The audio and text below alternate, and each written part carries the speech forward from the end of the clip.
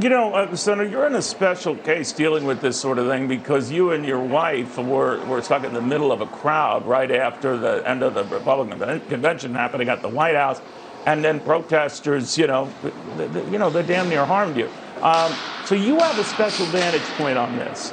So do you think that the president's provocative language, and that might be a kind way of saying it, and to storm the Capitol and to join them and things like that, well, maybe not intentionally envisaging breaking into the Capitol and getting into the well of the House, that he should have known better, that his actions unleashed this violence or might have provoked it, maybe unintentionally.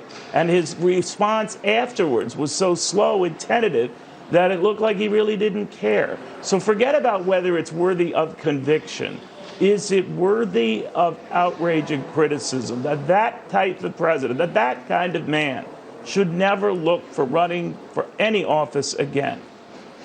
I think we all bear responsibility for our words, and I think he will be judged harshly by that final battle. I voted against what the president called for, not to seat the electors. I disagreed with what Jamie Raskin did to Trump in 2016. I disagreed to what Barbara Boxer did to George Bush in 2004.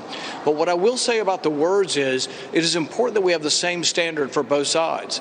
Yes, I think he will be judged harshly for that final riot and for all of that.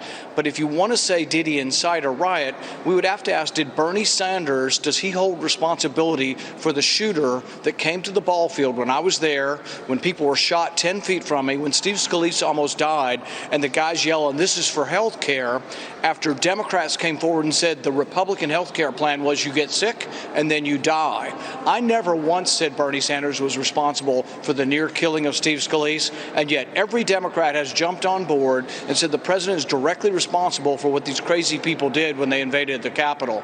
So, no, I think if we're going to hold politicians responsible for intemperate, inflammatory language, it has to be the same standard. We can't have one standard for President Trump and a different standard for Bernie Sanders or Kamala Harris or Maxine Waters. I understand what you're saying, Senator, but should we have at least a slightly different standard for the president? He timed that January 6th rally on the very day they were going to confirm the electoral vote, knowing full well the tensions would be high and that a march on the Capitol, and I'll give the president the benefit of the doubt to your point, sir, that the intention was never to storm in the Capitol, maybe just storm outside the Capitol, but storm nonetheless. And the timing was curious, to put it mildly, that this was the type of thing that was akin to lighting a powder keg and seeing the results. Right. The reason we have to be fair about this is that had this rally happened at that time, it did happen at that time because he was protesting what we were doing. Had it been peaceful, everybody would have looked the other way, but you wouldn't organize a rally when nothing's happening. You organize a rally, and like I say, I disagreed with the president. I voted to seat the electors because I think that we should not overturn state-certified elections, even though I have problems with what happened in many of the states, and I'm still trying to fix it. I voted against that. But the thing is to say the president is responsible for what every crazy person in the country does, what crazy people do, and this is the same thing. Look, Chuck Schumer was in front of a mob that attacked the Supreme Court.